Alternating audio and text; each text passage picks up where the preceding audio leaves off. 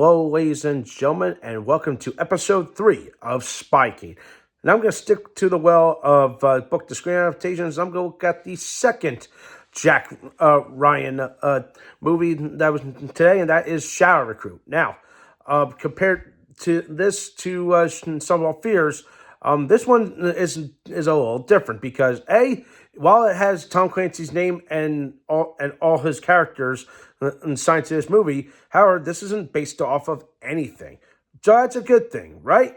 So yeah, it kind of feels good. And of course, since it's to me, I feel like it was a bit of a step up from the Some of All Fears, because while Some of All Fears came out at possibly the worst time in human history, this movie came out like around the time I would say, much where times were a little different. There was no terrorism. When terrorism was down, you get my point.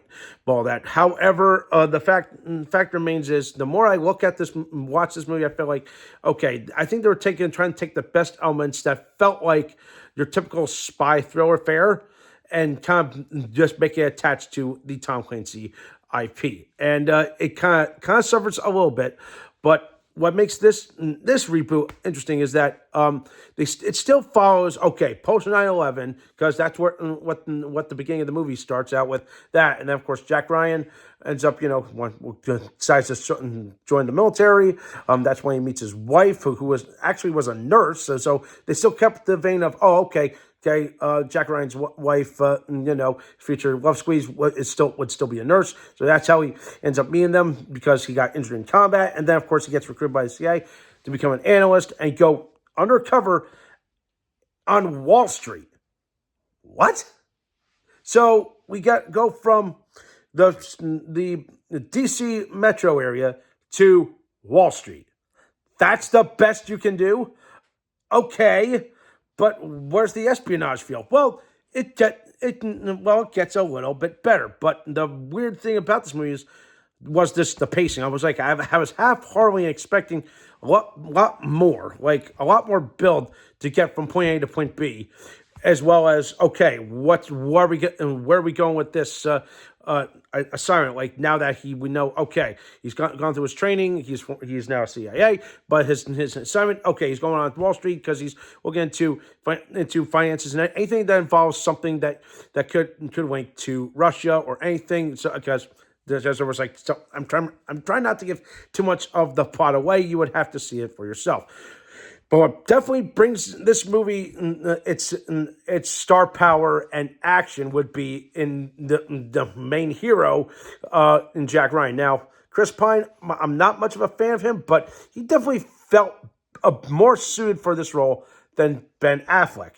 However, I felt like he was a little more cookie cutter cut in this universe, because again, another soft reboot, but where what would you expect? So again, like I said nothing cut based off of any known book. They just took a script that they had. They just added all these characters from Tom Clancy's IP, and then of course the other thing that brought this all over top was the addition of Kevin Costner, which I felt was pretty good. So yeah, the future John Dutton in a Tom Clancy movie, and he does a fantastic job.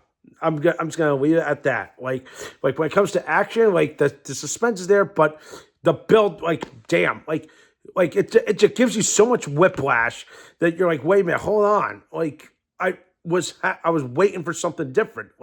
There's none of that. That's this is like a complete tone different from the other Tom Clancy stuff. So yeah, I'm I didn't know what to expect. I didn't know how to feel, and by the time the movie was done, I was like, that's it. I'm like, but there were moments that had me on edge. There were moments that were so tense.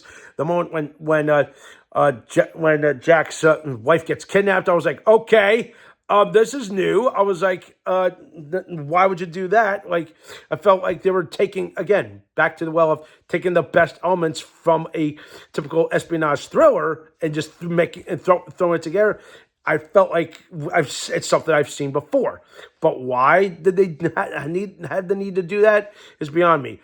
but I will give this movie credit is like they did manage to bring some powers together and use the typical spy fare that the tension is there. It builds a little bit, but again, it does. Again, it's the matter of execution wise. I feel like there were some flawed moments throughout this movie, but definitely things that brought on track was Kevin Costner's performance, the performance by Kenneth Branagh, who plays the villain. I'm not going to give too much further away from that, and then we just leave it at that.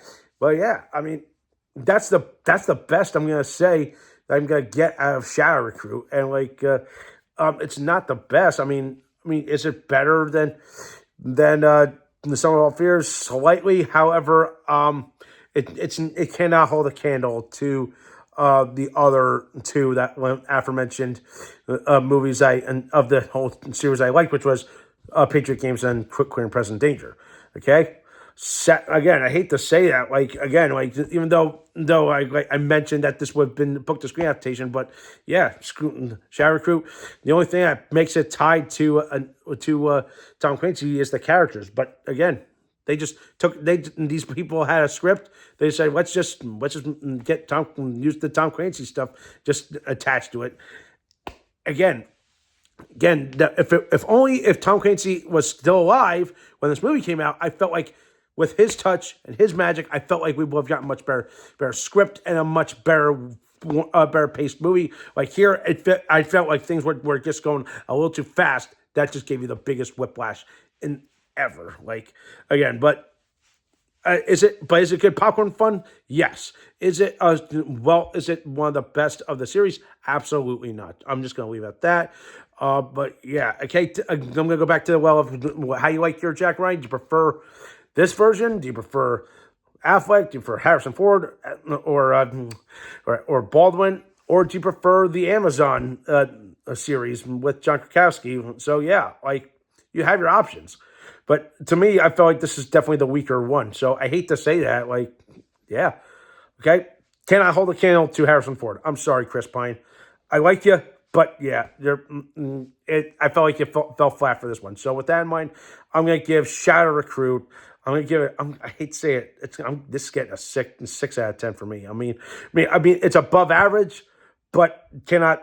I'm sorry. The masterpieces. You see where I'm going with this, but yeah. All right. So that does for today. I know what you think. This movie, just like Sum of All Fears, is available on Paramount for you. If you want to watch it, you may watch it there. All right. That does for today. Thumbs up the video. Subscribe to my channel. Stay tuned for some more awesome and exciting content.